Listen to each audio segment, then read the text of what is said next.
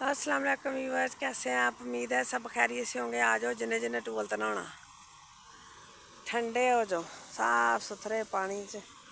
कसम ना ठंडा हो जाता बंदा, मज़ा आ जाता।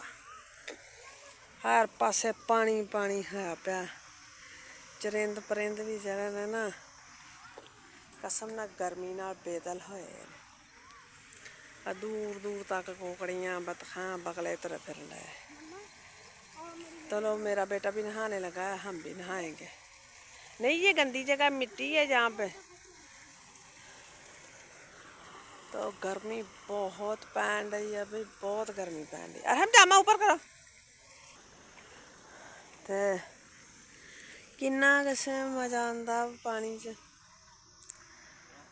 बंदा जो पैर पावे ते मजा आ जाए। क्या पानी साफ जान लिया ते अगे सारा गतला पानी, उन्होंने आने की इजाजत नहीं है।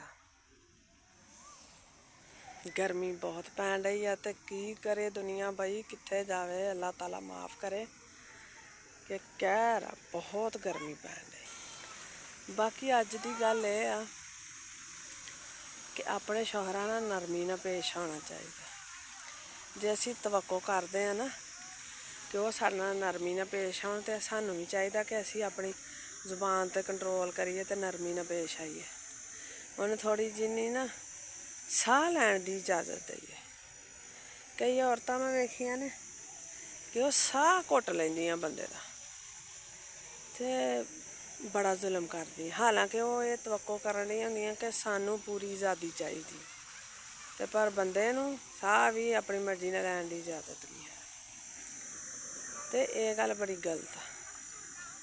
इंसान होने के नाते जे असी जिद्दां किसी तो तवक्को करते हैं, सानू भी चाहिए कि असी अगले की तवक्को ते पूरा उतरीए। हाँ एक गल जरूर याद रखो कि ढिल जिन्नी क देनी है उस पर भी नज़र रखनी है, तो जिन्नी क कस्सनी है उस पर भी तुसी नज़र रखो। मर्द जात आ, बहुती ढिल दोगे तो बिगड़ जाएगा, खराब हो जाएगा, अपनियां जिम्मेदारियां तो भी नस जाएगा, तो इधर उधर वेखण लग पेगा। इस तो ढिल उन्नी की दो जिन्नी क अगले नूं हजम हो जाए, तो तुहाडा भी घर खराब होने तो बच जाए। कहते होंदे आ ना कि माँ प्यो शेर की नज़र वेखदा तो सोने का नवाला खवालदा। मियाँ बीवी च भी इदा ही आ। नरमी करो, अच्छा खवालो, ख्याल रखो, इज्जत दवो ओहदे घरदियां नूं भी ओनूं भी, पर नज़र शेर की रखो। कोई पता नहीं गा कि विचों कोई किस तरह का वा, ते भैन भरा दे किस तरह दे ने, कौन किस तरह का, किहड़े वेले आण के किन्ने घर बर्बाद कर देना, कोई पता नहीं। इस तो ज़रूरी है कि बीवी अपनी अखां खोल के रवे, अपने वास्ते, अपने घर वास्ते ते अपने बच्चों वास्ते, ताकि उन्होंने कोई गंद ना आके दे सके।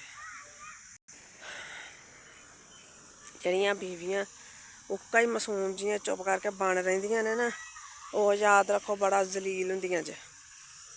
ते जड़ियाँ उक्का ही बद जबान हुंदियां, जरा जरा जिन्नी गल ते जेड़ा किसी नूं बेइज्जत करदियां ने, अपने आप नूं भी करदियां जे, ते वो सारिआं नां बहुता जलील हुंदियां।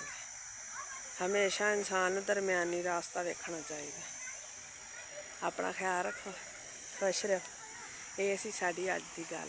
अल्लाह हाफिज़।